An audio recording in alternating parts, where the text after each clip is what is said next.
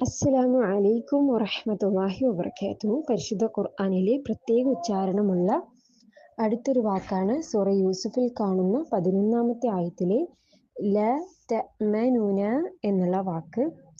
യഥാർത്ഥത്തിൽ നമുക്കിത് ശ്രദ്ധയോടുകൂടെ നൂനിൽ ശ്രദ്ധയോട് കൂടിയിട്ടാണ് പരിശുദ്ധ ഖുർആനിൽ നമുക്കിത് കാണാനാവുക. ഒരു 2 തരത്തിൽ നമുക്ക് ഉച്ചരിക്കാം എന്നുള്ളതാണ്.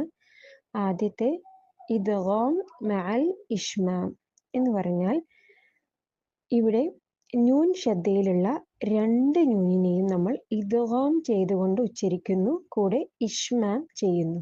ഇഷ്മാം എന്നാൽ ദമ്മയെ സൂചിപ്പിക്കുന്നത് പോലെ ചുണ്ടിൽ അനക്കം വരുത്തി ഉച്ചരിക്കലാണ്. അതായത് ലാ തഅ്മന്ന, നമ്മൾ ലാ തഅ്മ എന്നതിന് ശേഷം ചുണ്ടിൽ ദമ്മ ഉച്ചരിക്കുന്ന രീതിയിൽ ഷേപ്പ് വരുത്തുക.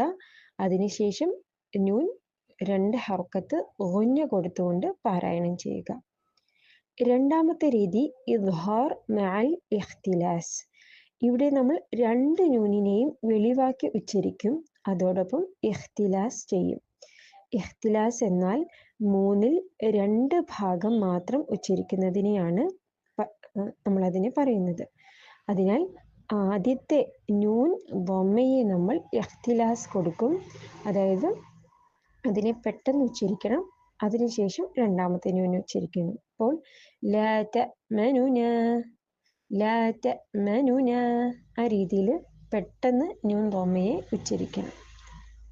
ഇതിൽ ആദ്യത്തെ രീതിയാണ് കൂടുതലും ഉപയോഗിക്കുന്നത്. ജസാക്കുമുല്ലാഹു ഖൈറൻ വബാറകല്ലാഹു ഫീക്കും.